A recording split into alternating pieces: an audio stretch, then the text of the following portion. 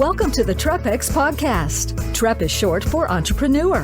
One of the most meaningful and rewarding, yet difficult challenges you can take on. The TREPX podcast gives you actionable insights, real examples, and success X factors from experienced entrepreneurs as we are learning, living, and sharing in the exciting endeavor of entrepreneurship. Now here's your fellow entrepreneurial traveler and host, Micky Deming. Hello, this is Micky Deming. Welcome to the TREPX podcast, where every week we interview entrepreneurs who are building businesses. We're all about seeing entrepreneurs succeed and hearing what they've been through as they've grown businesses. I think we've worked with a lot of entrepreneurs in the businesses that we work with, TREPX Group and Kuna Accounting, and we've seen it all ourselves. We've seen all the challenges that come with growing businesses, and I think the best way to learn about that is to hear from people who have been through it before. So again, I'm Micky Deming, and every week I am interviewing entrepreneurs who have been there and done that so we can avoid some of the challenges that come in our way and hear from people and understand that they have been there before and there are solutions to the challenges that we see. Today, I have an interview to share with Jim Palmer. Jim is an expert on a lot of things. He has 6 different businesses that he's running. His original expertise was in newsletters and how to use writing newsletters to stay engaged with clients and increase profits. Recently, he's been really focused on the concept of mindset. He wrote a new book that you can check out at his website. There were so many things to talk about with Jim. We talked about mindset. We talked about what gets people stuck. We talked about the fear of failure, the fear of what people may think and how that can hold us back. So you're definitely, no matter where you're at in business, no matter how long you've been doing it, I think you will definitely take a lot out of this interview because Jim is very transparent, very open about what he's done, what he's gotten wrong, what he's gotten right. And I think you'll get a lot out of it. And I really appreciated Jim and getting to talk to him. So to find out more about Jim Palmer, you can find his website at getjimpalmer.com. And to see this interview and all the cool stuff we have going on at TREPX, including our TREPX Accounting, which is an accounting solution for new entrepreneurs, you can see everything at trepxgroup.com. So thank you so much to Jim, and please enjoy this interview with Jim Palmer. Hello, Jim. Welcome to the podcast. How are you doing today? I'm great, Micky. How are you doing? I'm fantastic. I'm really grateful that you took the time, that we got a chance to connect. And I have so many things to ask you about because it's like we were talking about before, you have 6 different businesses. So it's like, where do we even start? And so I think probably a cool place to start is just to hear your story. At what point did you know you were an entrepreneur, and how did all these things start to come together for you? I knew I was an entrepreneur pretty young, but, I went and got a job and I worked for a lot of entrepreneurial companies in different capacities. I was into retailing. I got into franchising and helped grow a company to 80 stores through franchising. I was into association marketing. I ended up as a VP of a training company, doing their marketing.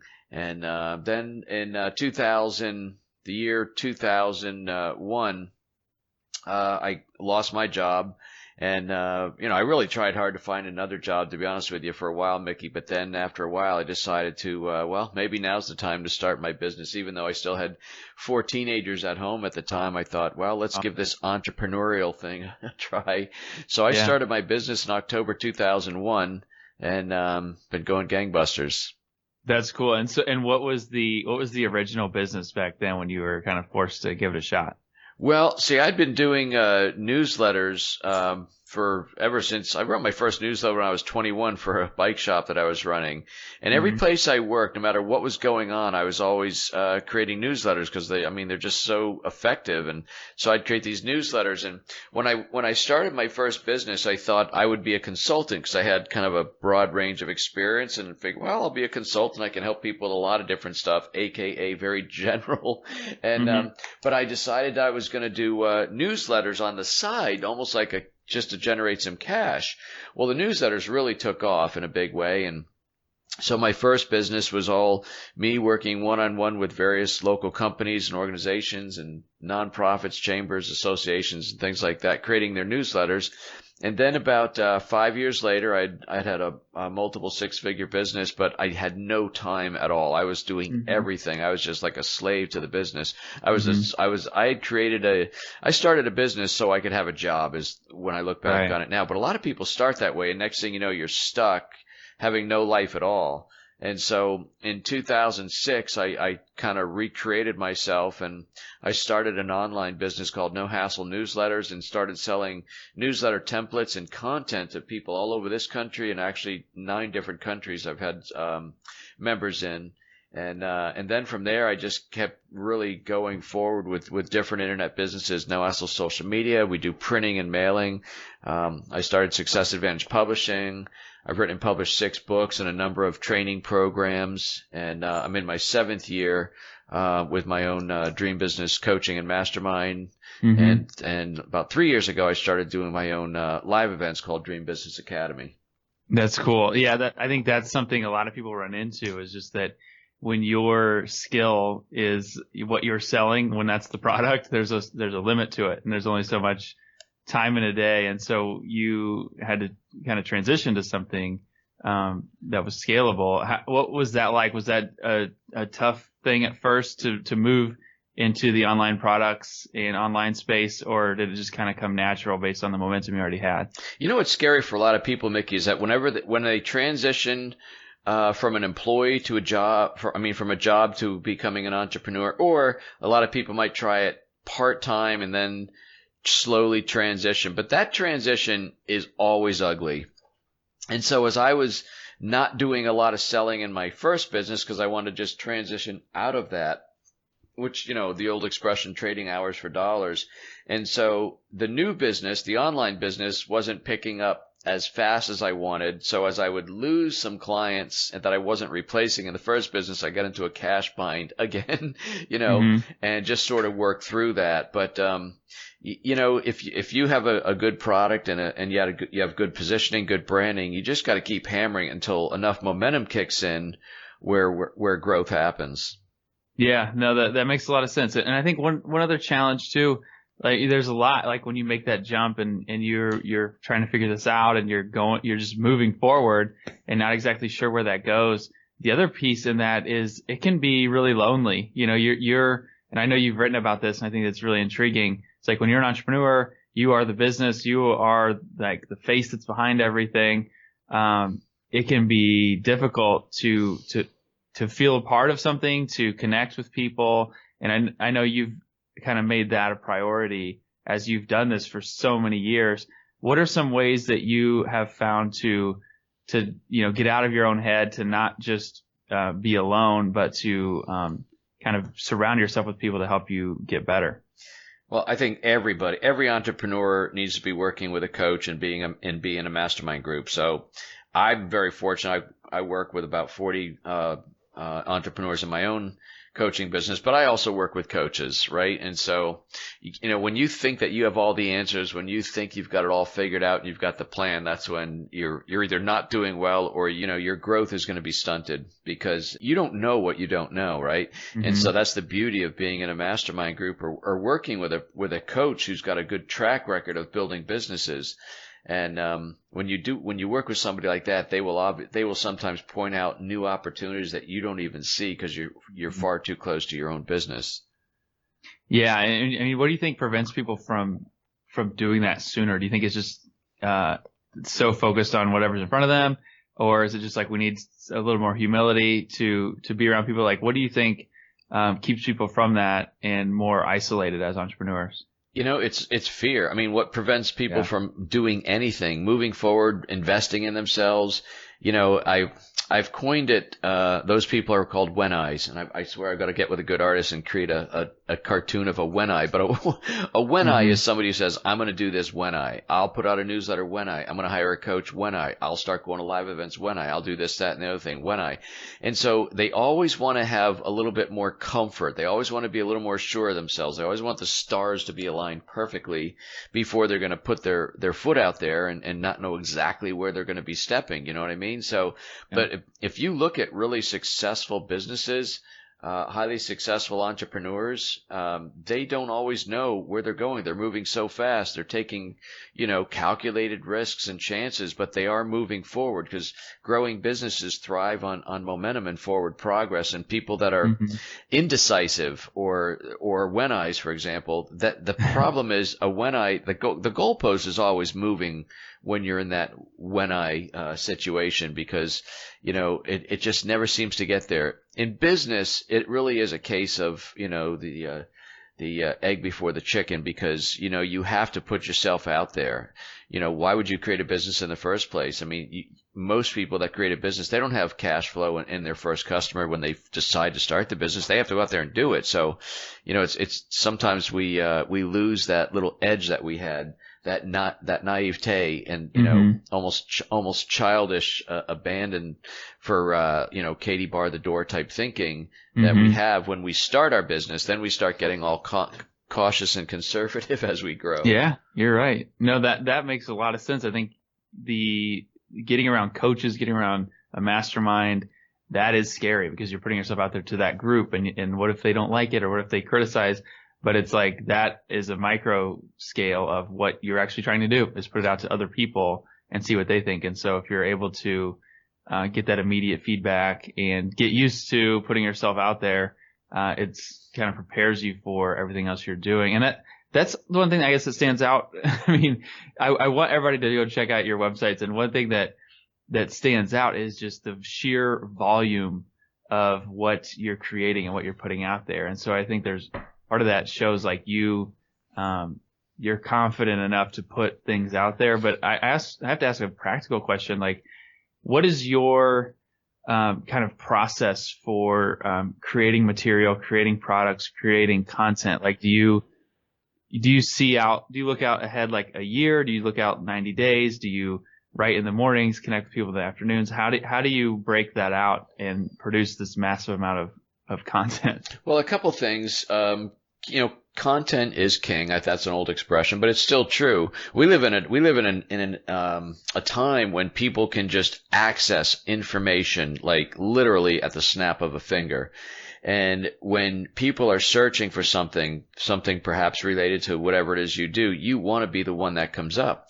And, the search engines are searching for new and relevant content. If you could have this amazing website with just phenomenal information, but if you launch that website, you don't touch it again for 6 months, it will be so buried, even though it has the answer and the clue that a lot of people are looking for. If you're not constantly updating it with new information and putting out relevant content, and by the way, in a lot of different forms, I do a weekly newsletter, I do a weekly podcast, I do weekly videos. I've been doing those for over 5 years.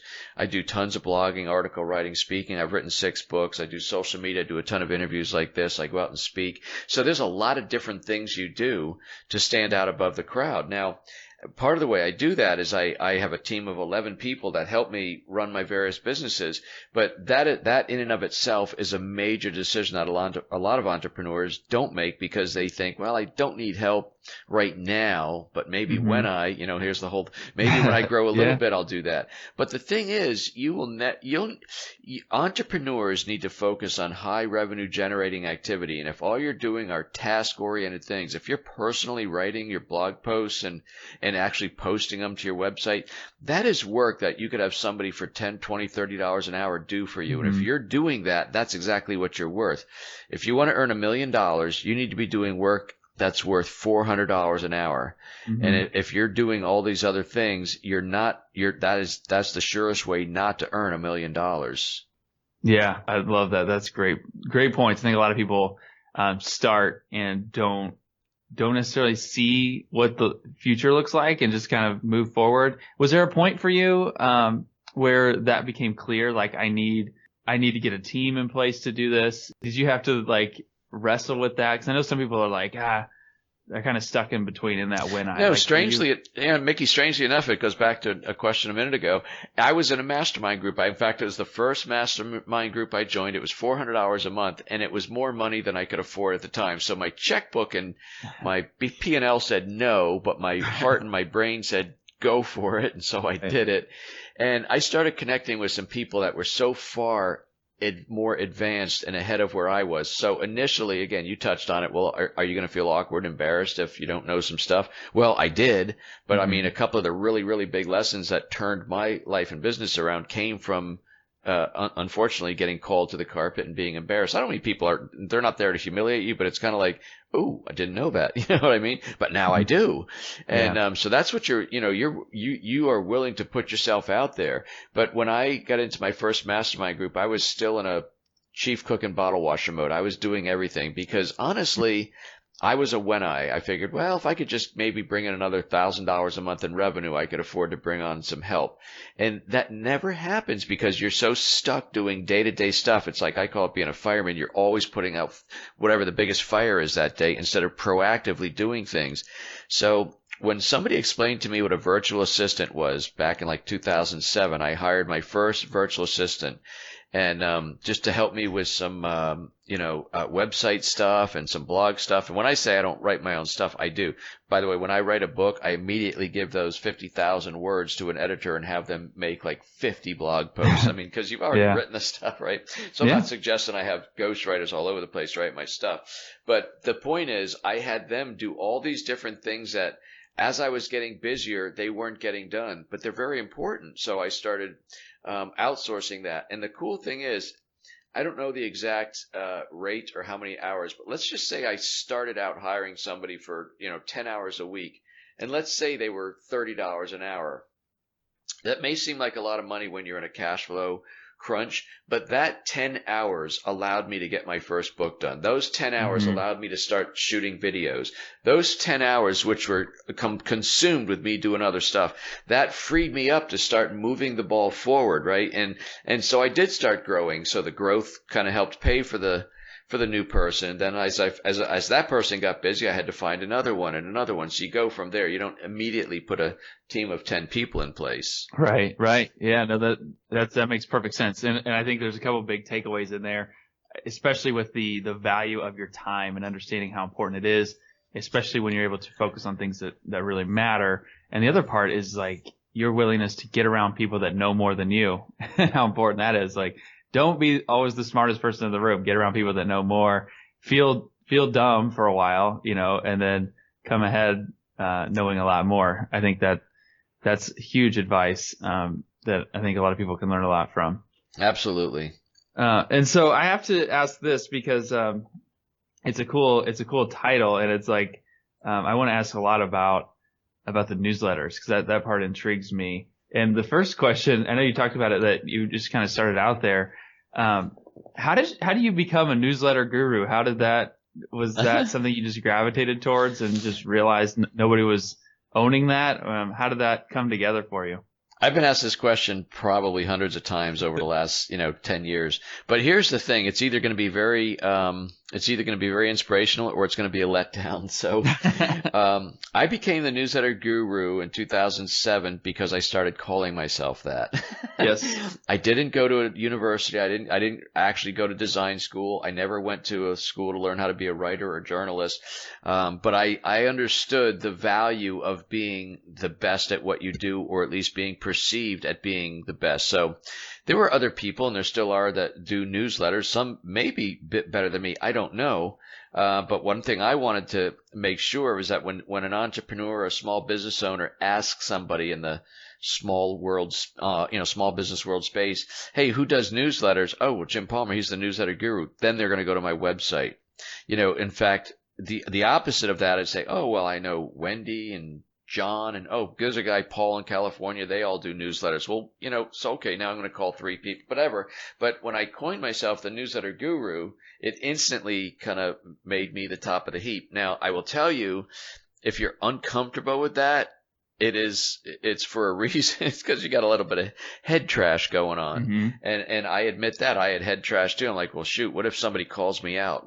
Because I started marketing and going to conferences and having a booth for No Hassle newsletters. And I was like, well, what if somebody walks up and goes, why are you the newsletter guru? I've been doing newsletters for 50 years. I don't know. Just some of the things that go through your head, but you got to get over that. When somebody asks a question about who's the best one to do this, you want your name to be the one that's given. And there's nobody that's going to that's going to elevate you to that stature unless you do it yourself. Yeah.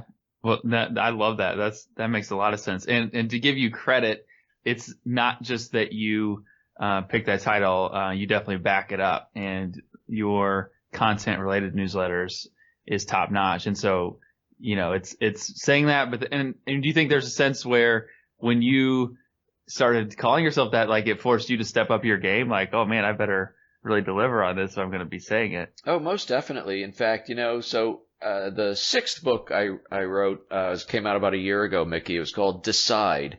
And so the previous 5 books were very much marketing, business building strategies, all, great books. But when I started doing my own live events and I started sharing not just strategies, but I started sharing my journey in detail and some of the things I faced and some of the head trash and fears I overcame and things like that, people go, man, you got to tell that story. That's the story that people need to hear, because everybody faces that kind of head trash. And so that's why I wrote that book. And I actually detailed, man, I was afraid of public speaking. I didn't want to be doing videos. It took me years to do my own live events. Because, you really put yourself out there. Not only do you rent the hotel room, but you got to guarantee a certain number of the sleeping rooms will be rented. If nobody comes to your event, guess what? The hotel doesn't care. You're paying a $20,000 or $30,000 bill, whatever, it is. So it is very scary. And, so there is a lot of fear of being a growth oriented entrepreneur, but I address a lot of those things in that book about how you can overcome some of those, things that are holding you back.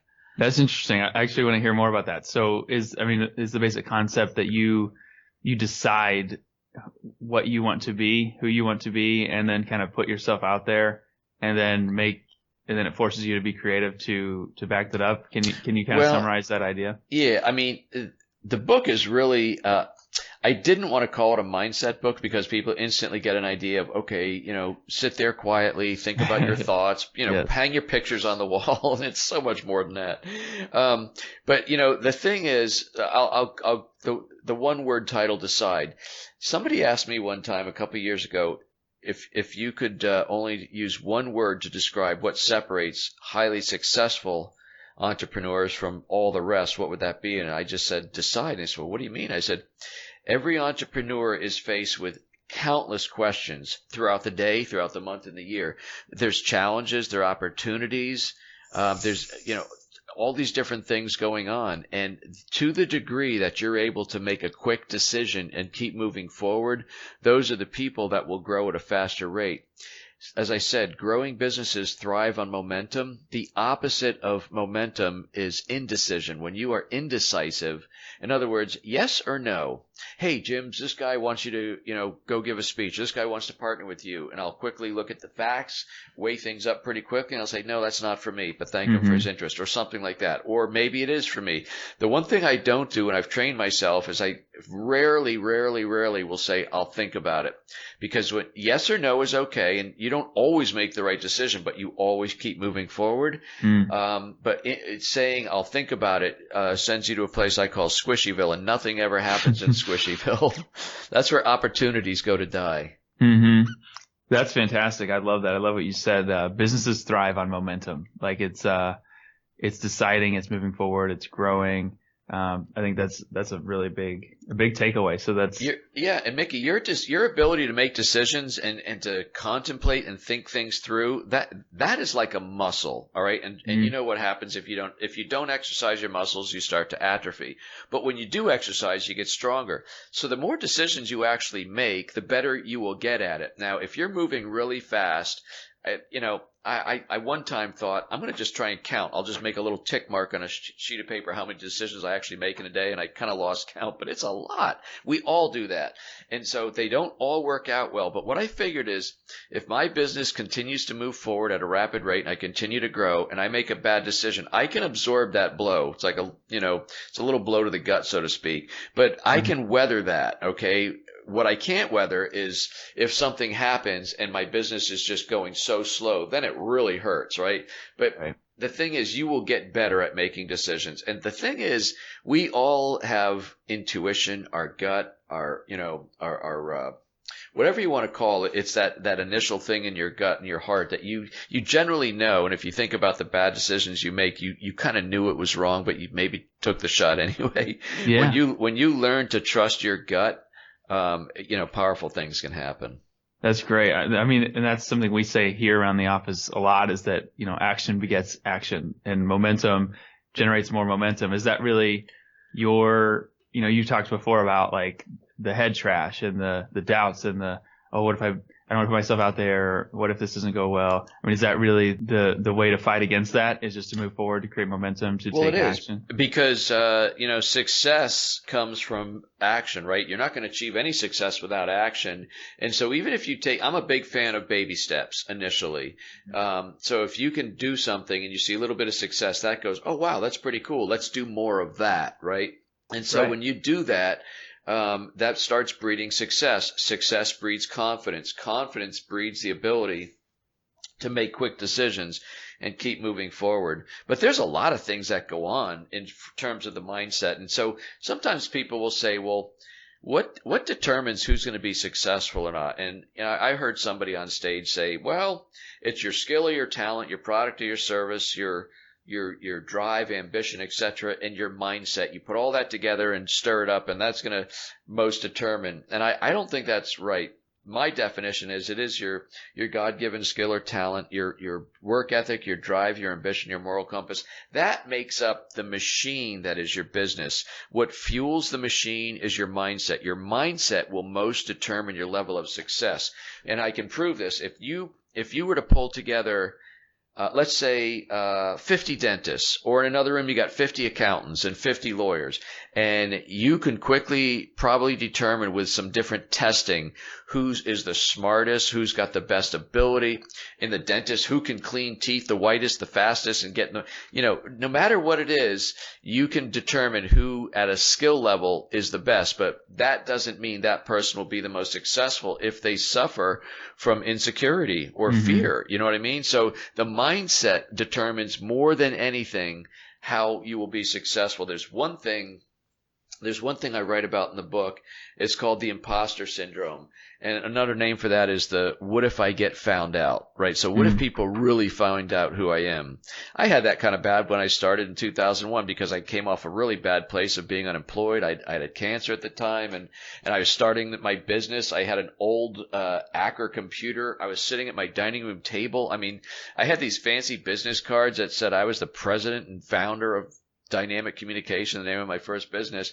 But it's just me, Jim. It's just unemployed Jim with a fancy business card with an old computer at my dining room table, right? And so that stuff, it wreaks havoc, and it's called the imposter syndrome. So one of the ways you have to get over that is you have to understand and have faith in who you are and who you're going to be if you want anybody else to do that. So when I started selling newsletter services as my own business, I didn't necessarily go out there and say, hey, I've been in business for 3 days or 3 weeks. I did say I have over 20 years experience creating newsletters, which I did, right? So I'm not suggesting you lie, but there are different ways to position who you are when you're new. And of course, then your story can keep getting better as you move forward. Man, that's why I love the podcast, doing interviews like this, hearing from people like you. And it really goes back to the conversation with Masterminds. Like when you talk about that imposter syndrome, and people, everyone has that. Everyone goes through that. Everyone feels this sense of like, what if I get found out? Who am I to do this? Who am I to try that? And I think, the way to fight against that is to take action, number one, but also to just realize, people like you felt that too. And when you're in a mastermind, you're going to talk to people who are like, I feel that way too. And so I think it really goes full circle of like getting around other people, getting out of your own head, and understanding like, those thoughts, are normal, and they're not true. They're not going to stop you from doing what you want to do if you're one who's going to take action and get around other people who do these things. And that's another benefit of being in a mastermind group, by the way. I've been in groups where, again, when I kind of started, I felt like, wow, I'm kind of the low man on the totem pole. And then I would hear these other guys who are like 3, 4, 5 times the volume I'm doing, and they would bring up some of these situations and talk about, well, what if nobody does this, or and I say, wow, God, everybody has this, right? You start feeling like you're not the only boob in the group, So and it really helps to be out there talking with other people and interacting, and you get support, you get encouragement, you sometimes get a kick in the pants, but that really is what helps you move forward. Yeah, no, that's great. I think that's a huge point. I appreciate your transparency here, and you've accomplished a lot, but you're willing to share. Here's what I've been through, and I think the listeners take a lot from that. Like, I understand I'm not the only one. So I did an interview yesterday, Mickey. I just wanted to bring up the whole transparent thing, and the guy actually said the same thing. He goes, "Man, you are so transparent." And I said, when you can be your authentic self, it's very liberating. You don't have to worry about what story I'm going to tell or who I told what. I mean, it's kind of like that thing, the truth shall set you free, if you will. Right. So yeah, I've accomplished some success. I've been very blessed, but I've also screwed a lot of things up and made some mistakes along the way. And I think the more open and honest you can be about your journey, I don't worry about it turning people off. I think it is actually more inspiring. I actually believe so in a kind of a business sense. I think people are going to be more attracted to find out more about me because I'm transparent. I'm not somebody who just says, "Oh my God, I've done this, that, and the other thing." Because everybody's got a story and everybody has a journey they're on. Yeah, no, I couldn't agree more. And I think there's definitely a lot of big takeaways from this interview, just from your transparency and everything. And so I'm very grateful. And I think the listeners are definitely going to want to find all this great content you have. So can you share just where's the best place to find out about you, find these books and everything you're up to? Sure. My home base is getjimpalmer.com, www.getjimpalmer.com. You mentioned the newsletters, so the website for that is nohasslenewsletters.com. And if they're interested in the coaching or mastermind group, that's dreambizcoaching.com, dreambizcoaching.com. Awesome. Jim, this has been a pleasure. I really appreciate the time, and I hope everybody goes and checks those things out. Mickey, thanks a lot for having me. It's a lot of fun. All right. Thanks a lot. Thank you for listening to the TREPX podcast. For more episodes, interviews, and business growth tools, please visit trepxgroup.com.